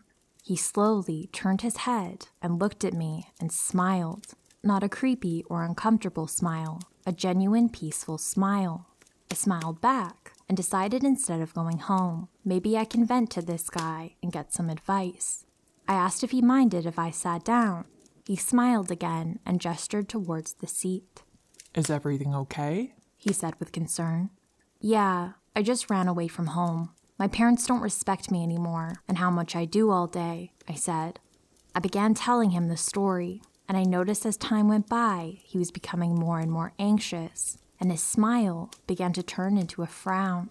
He began to start breathing loud, and he cut me off, dead sentence, and said, You need to go home now. With a stern voice. I was confused. I figured maybe his bus was coming soon, and he wanted to say that before he left. I looked down in frustration, because that's not what I wanted to hear. Suddenly, I felt a strong grasp on my arm. He grabbed me and looked me dead in my eyes. His eyes were terrifying at this point, bloodshot and wide, and I was shaking in fear, totally thrown off guard by his complete switch in his persona. He was literally shaking like he was afraid of something. He kept looking down the street and then back into my eyes. You need to go home now, He screamed at me. At this point, this guy was starting to scare me, so I stood up and nodded, and he let go of my arm. Nervously, I started walking back to my house. I figured my mom was already back making coffee, so my plan of sneaking back into the house and hiding in the basement was not going to happen. Just to see if she'd be up, I looked at my watch. It was 1:30 a.m. My heart stopped and my throat became dry. Why was that man at the bus stop at 1:30 a.m. when the buses aren't running? I turned back towards him to look at him. He was gone. I'm scared, confused. I needed to get home. I used my spare key to get into the house. I opened the door quietly, and everyone was asleep. I slowly opened the basement door and made my way downstairs to the storage area in the back. I buried myself under bags of clothes so that they wouldn't find me. I figured I could get some sleep. The image of the guy kept popping in my head, and I was so freaked out, it just made no sense. Just then, I heard loud sirens passing by, and not just one, multiple bursts of sirens coming every 10 seconds or so. I smiled, thinking, I've won. My parents called the police to look for me. My plan worked, and now I'll make them worry until morning and regret kicking me out. I made myself a little bed and covered myself up to stay hidden and fell asleep. I woke up to hearing my mother sobbing upstairs. I looked outside the little basement window and saw daylight, so I'd figure I'd go upstairs and get my apology. I opened the basement door and walked into the kitchen. My mother was sitting at the dining room table with her head in her arms. She immediately looked up at me and gasped. She stood up and ran over to me and hugged me so tight. I thought you were dead, she muffled into my jacket. I slowly pulled away and looked at her confused. Why would you think that? I asked. What she said next sent chills throughout my entire body. She said that last night, around 1:40 a.m., a drunk driver crashed into the bus stop in front of the McDonald's. It was completely destroyed. I started breathing heavy and realized that the man saved my life. If he didn't tell me to leave when he did, I would have been sitting there and would have been killed. So many emotions were running through me. I didn't know how to handle it, so I just hugged my mother and immediately began to cry. I apologized, and I realized that I missed the old me. I almost got myself killed for my own stubborn stupidity. I dropped those friends, and I got into a new crowd at school. And from that point on, anytime the trash was full, I just took it out. I don't know who or what was at that bus stop, but thank you for saving my life. Whether it was just a lucky coincidence or right place, right time kind of thing. But no matter what, all I know is if it wasn't for him telling me to go home, I would have been sitting on that bench for the rest of the night.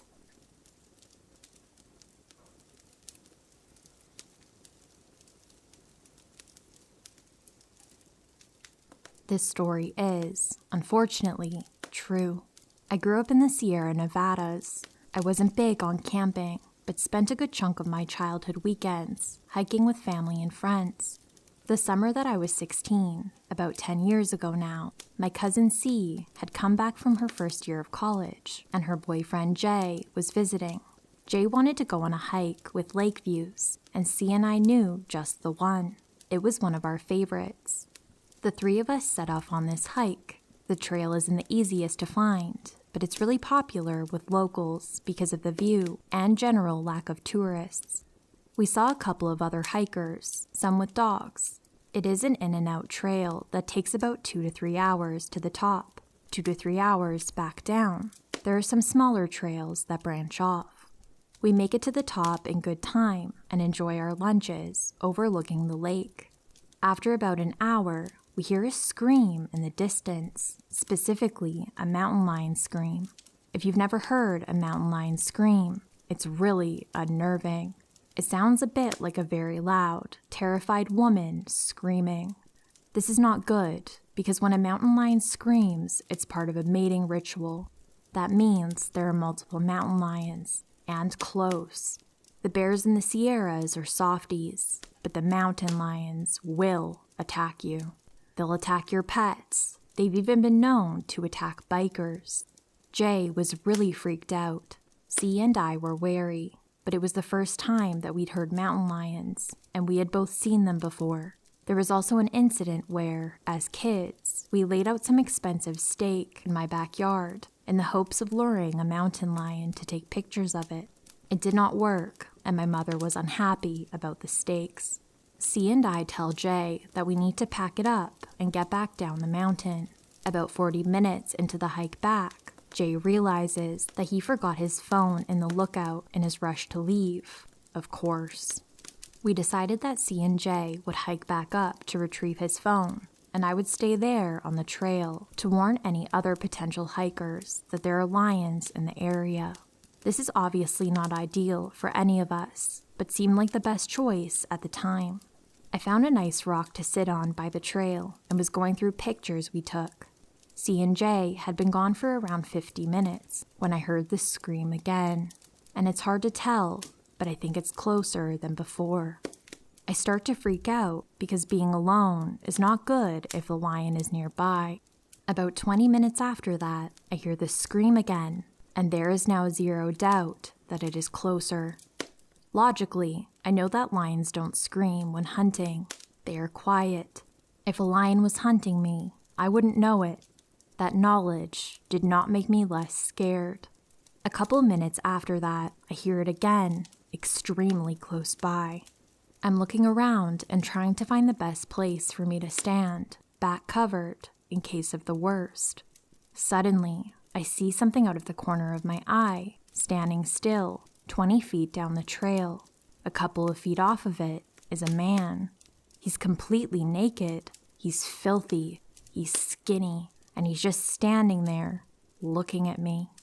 If you don't know where you're going, it's easy to get lost in the woods around there. And it doesn't take long, being alone, lacking food and water in the wilderness, to make people a little disorientated, a little crazy.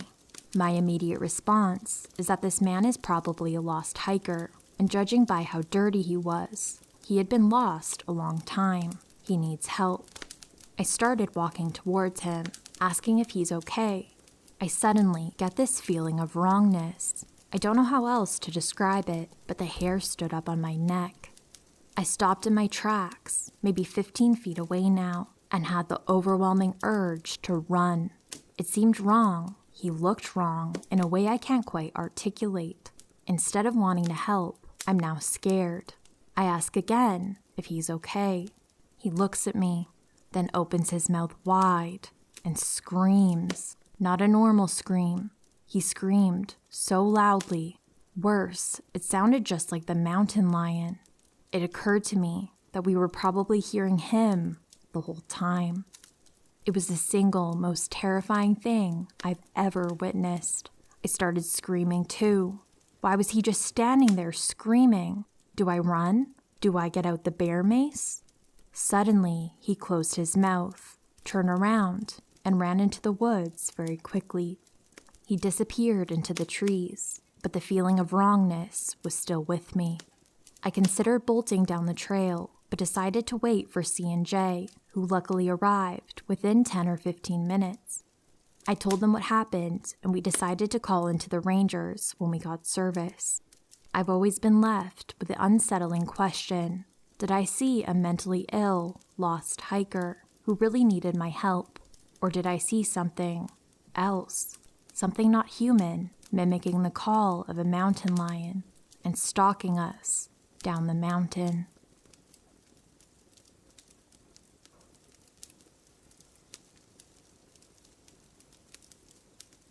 For backstory, I am a male and grew up poor in a janky lower-class neighborhood in rural NC. I was the quiet loner type, still am. My mother was single and worked 9 a.m. to 5:30 p.m. on weekdays. so I was home alone during those hours in the summers and after school during the school year. I had an older sister, but she was always busy with her social life away from home. When I was young, around 10 or 11, I was playing in my front yard under a dogwood tree that sits by the street.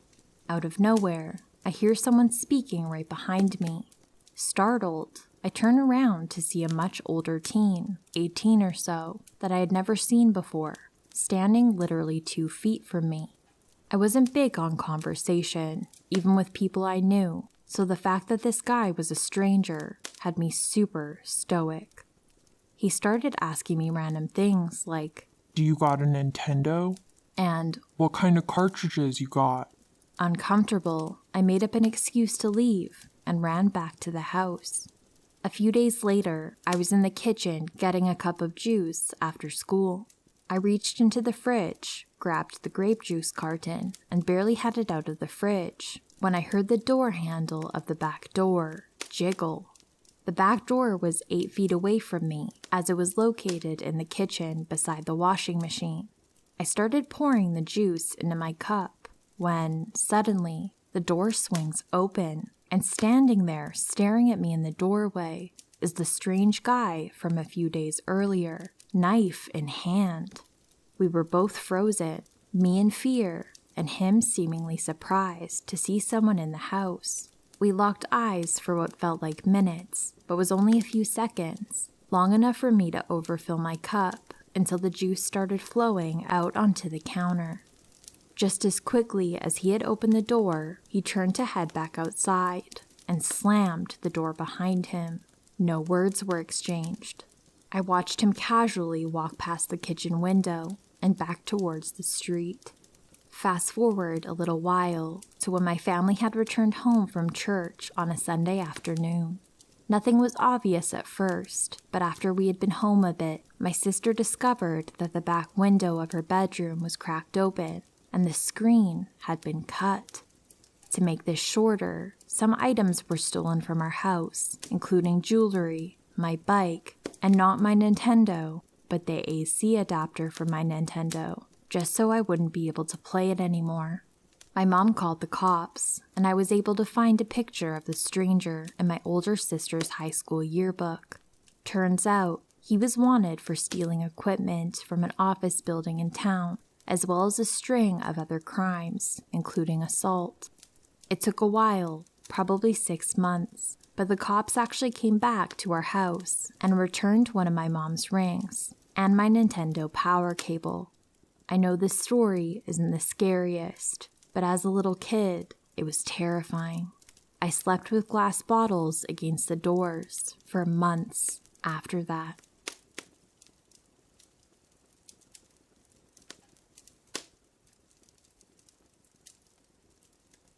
In my early 20s, I landed a receptionist job in a sales office at a manufactured housing community. It was my first office job after working in a daycare and the food and drink industry. I was so excited. I greeted potential buyers, set up appointments, and staged the spec homes with our stock of furniture and decorations. I worked with one other person in the office who was a salesman.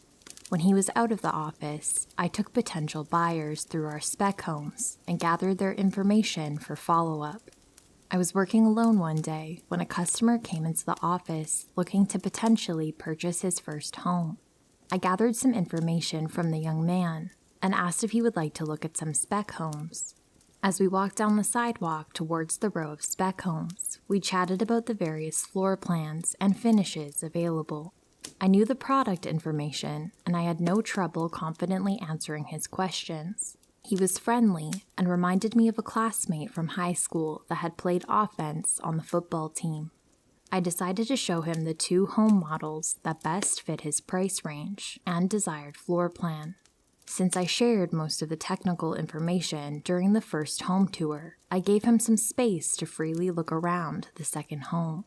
He walked through the main living area and stopped in the doorway to one of the back bedrooms. He called out, Hey, what is this back here? and pointed to the corner of the room that I couldn't see from where I was standing. I knew these floor plans by heart, so I politely answered that it was a closet. In my mind, I was sarcastically thinking, "Really? You don't know what a closet is?" He chuckled and asked again. No, really, come here. What is this back here? I could tell by his tone that he was pressuring me to come see for myself. He motioned for me to come closer and take a look.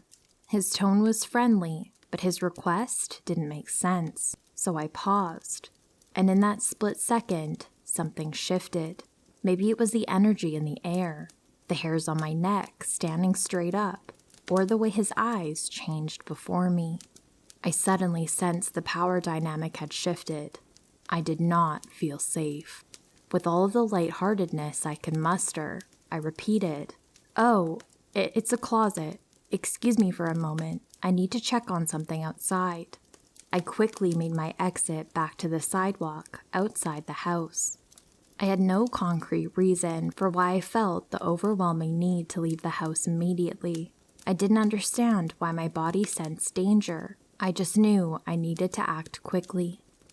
Over the next few days, the young man came back into the office to meet with a salesman. He filled out all the various paperwork needed to purchase a home and live within the community. He dropped by several more times unannounced to check on his application status. If I wasn't there, he would ask the salesman when I worked next. My coworker thought I had a not-so-secret admirer. I couldn't shake the overwhelming feeling something wasn't right. So on the nights I worked alone, I locked the office door. A few days later, corporate sent back their analysis of the young man's application and completed background check. He had been denied. The background check revealed multiple SA convictions, and there it was, crystal clear, undeniable, 20/20 hindsight. The salesman called the customer right away to let him know his application had been denied and that we could not do anything further for him. A few days later, the young man decided to come back to the office one more time. When my coworker saw the young man's vehicle turn into our parking lot, he told me to go to the back room of the office where I would be out of sight. And just like the times before, the young man entered the office, asking if I was working. This time, he was met by a very angry, 6-foot salesman that had nothing to lose. I had never heard my coworker raise his voice before, but on that day, his voice shook the office walls. Needless to say, the young man never came by again, and I wasn't scheduled to work alone nearly as often.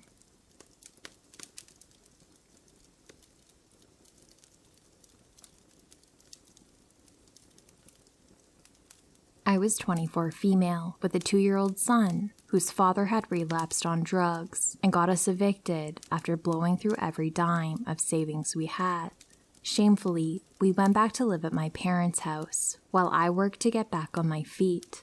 I should add, they live in an upper middle-class neighborhood on the good side of our city and had lived there for almost 20 years at this point. The night before this incident, I was quite restless and couldn't sleep. So I went downstairs in hopes that watching murder mysteries on the living room TV would lull me to dreamland. Yes, I am that type. My father, always a worrier, double-checked all the windows, locks, and ensured that the garage door was closed, as he did every night. My mother and siblings would often tease him of this, since we felt extremely safe and comfortable in that neighborhood. He went to bed, and I ended up falling asleep on the couch. I was awoken the next morning to the sounds of my father in the kitchen, preparing to leave for work.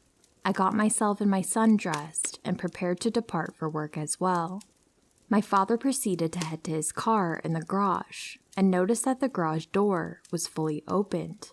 Frustrated, he turned to me and told me to always be sure the garage door is down. I figured he must have forgotten to check it the night before, and shrugged it off. Since my parents utilized the garage to park their 2 vehicles, I had to park my car on the street at the end of a curved driveway. There was very little visibility of my car from the garage entrance. I pick up my son and head out the door to go to work. As I'm approaching my car, I notice a person is sitting in the driver's seat of my vehicle. I will add, that I often left my car open in case my son's now homeless father needed shelter from the rain or cold. He could lay in there. Of course, I naturally think it's him. I open the passenger side door and lean in, expecting him to welcome me and beg for a ride somewhere. Instead, I see a very large and rough-looking man, startled awake and stare blankly at me. In shock, I tell him to get the hell out of my car. He then tells me it's his car and to get in so he can give me a ride. Still holding my son, I start to scream at the man, who proceeded to move across the front as if to grab me. At this time, a neighbor is coming down my street in their vehicle, presumably on their way to work. I hail him down, point to the man, and tell him to call the police, to which he does. I finally came to my senses and realize I need to get my son away from this situation, so I retreat back inside the house and wait for the cops to arrive. The man must have come to his senses as the cops were being called too, because he ended up fleeing the car and crossing through some property to a parallel street in the neighborhood. The cops arrived and were unable to locate him, following the direction he went. They were then notified on radio that a car had just been stolen from a neighbor on that street. There's our guy. He ended up locating him inside the vehicle a few miles away and apprehended him. Now, finding a strange man in your car is certainly odd, but here's where the story gets creepier. The police discovered several items on the man that were stolen from various homes in the neighborhood. They also knew of him from historical arrests, inclusive of drug and rape convictions. During questioning, the man revealed that he was working with 2 accomplices, and they were essentially going house to house and stealing from unlocked cars, etc. The man stated the other 2 men had split away from him, and he proceeded to get into my unlocked car, where he passed out until found. Remember how the garage door was open the morning of, thus pissing my father off? I had a push-button garage opener on the car visor, and the man opened the garage intending to come inside the house. The couch I was sleeping on was only 10 feet maximum from the door that led out from the house to the garage. Who knows how the events would have unfolded if he didn't pass out and made it into my house. Lesson learned: don't date guys that need you to leave your car unlocked for shelter.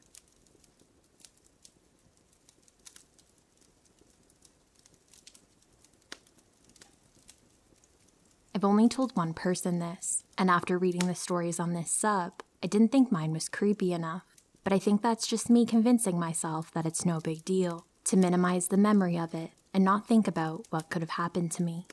During the height of COVID, I, 20 female, decided to get some fresh air after work and go for a walk at a nearby trail that parallels a side road and a highway. The parking lot for this section of the trail is very small, with only 3 parking spots in the lot. When I pulled in, there was a black Suburban already there in the middle spot, so I parked to the right of it and stayed in my car texting, browsing Reddit, essentially procrastinating my walk. After a few minutes, a man in his mid-30s gets out of the black Suburban and opens the hood of his car and makes multiple trips back and forth from the hood to his truck, seemingly looking for something. Each time, he passes between our cars, and I can feel him looking inside at me as he passes my window. I become uneasy with the man, so resolve to not get out until he's gone. About 15 minutes pass of him continuing to look in the hood of his car, walking to his trunk, and passing between our cars while trying to catch my attention. I avoid eye contact throughout. Now, I was going through something in my life at the time that in this moment put me in the mindset of, I'm not going to let my discomfort of this man get in the way of me living my life, while simultaneously convincing myself that I'm probably overthinking, overanalyzing, and assuming the worst when this guy is probably just a normal guy. After my internal debate is over, I resolve to get out of my car and go for my walk. Immediately after I get out, I asked him if he's having trouble with his car. He says no.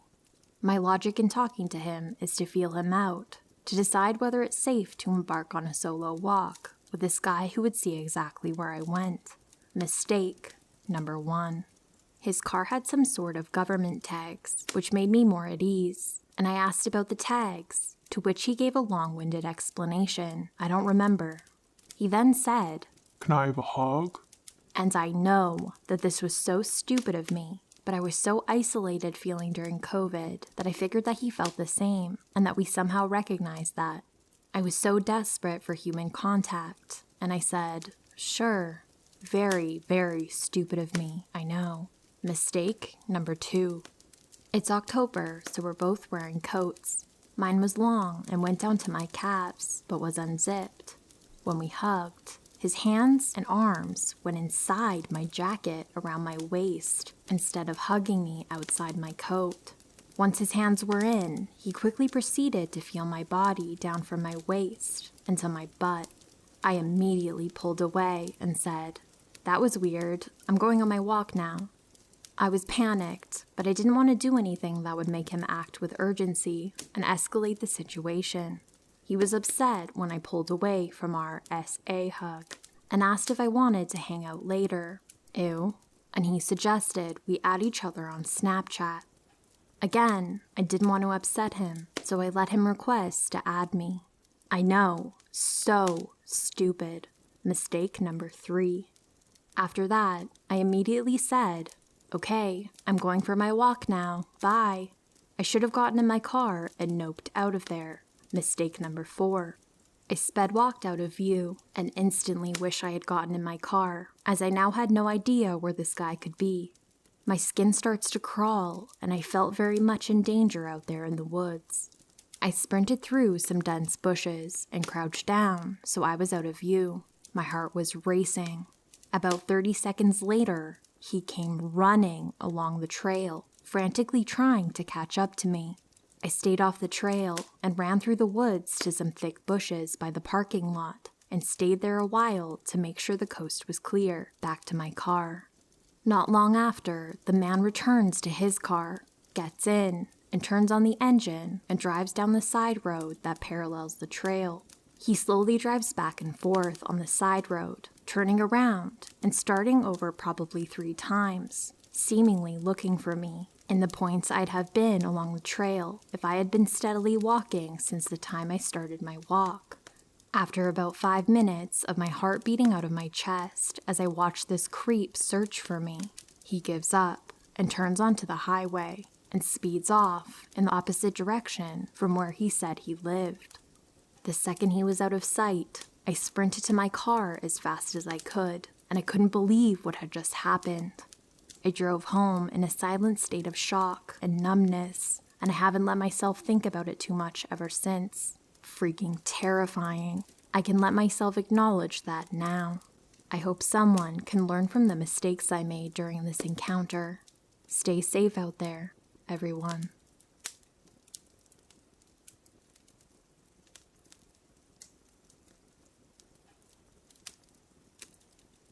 I don't think I've ever told anyone this before.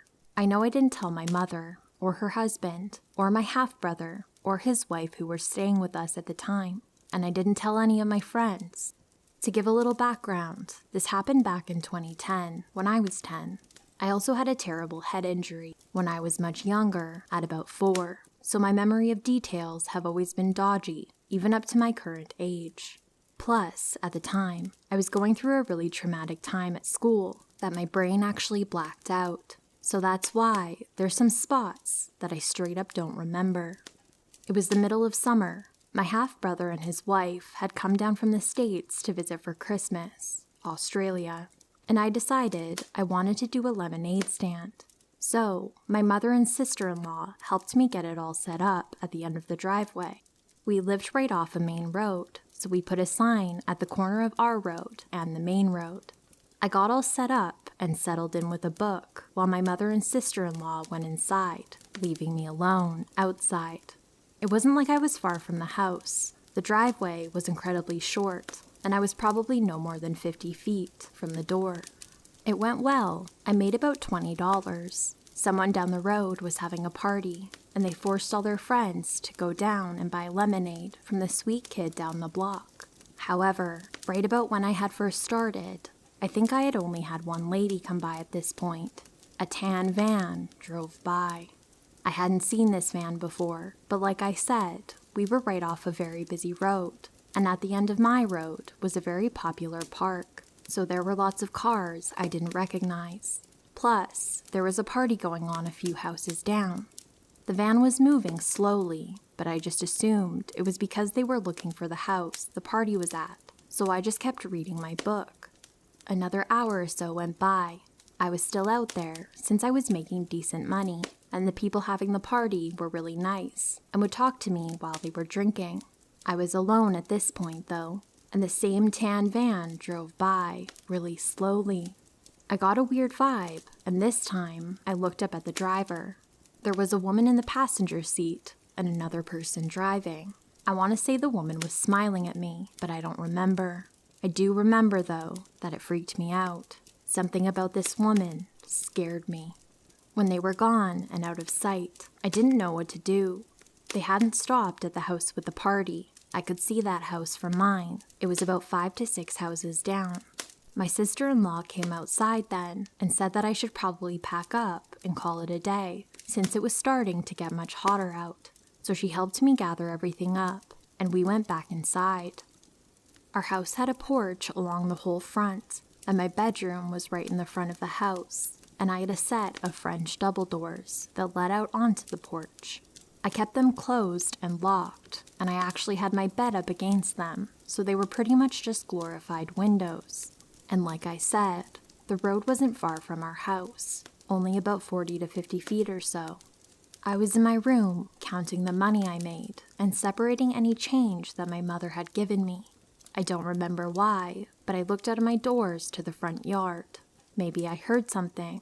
Maybe I just got a feeling. But as I looked out the doors, through the blinds, and out onto the road, I was set up with my lemonade stand. That same exact tan van drove by, even slower than before. I was frozen still. I was scared to move, because if I did, they might see the movement from the doors. They drove by, looking out to where I had been sitting, and then just kept going down the road. I don't know why they had driven by 3 separate times. It was very obvious that I was the one selling the lemonade, if that's what they were looking for. I had a sign right in front of me, and big pictures of lemonade on the table. If they had been going to the party, they would have stopped at or near the house that it was at. I don't know what was going on, but it freaked me out, and I just never told anyone. I don't know why I never did, but it got to the point where it would be weird for me to tell my mother, "Oh hey, I'm 20 now. Remember that lemonade stand I made 10 years ago?" Yeah, some van drove by 3 separate times. I don't remember if I ever saw the van again after that. We moved to a different house about 7 to 8 months after that, one that was much more out of the way and deeper in a neighborhood than this house was. It was extremely unsettling, and with all my memory issues going on, it has still stuck out.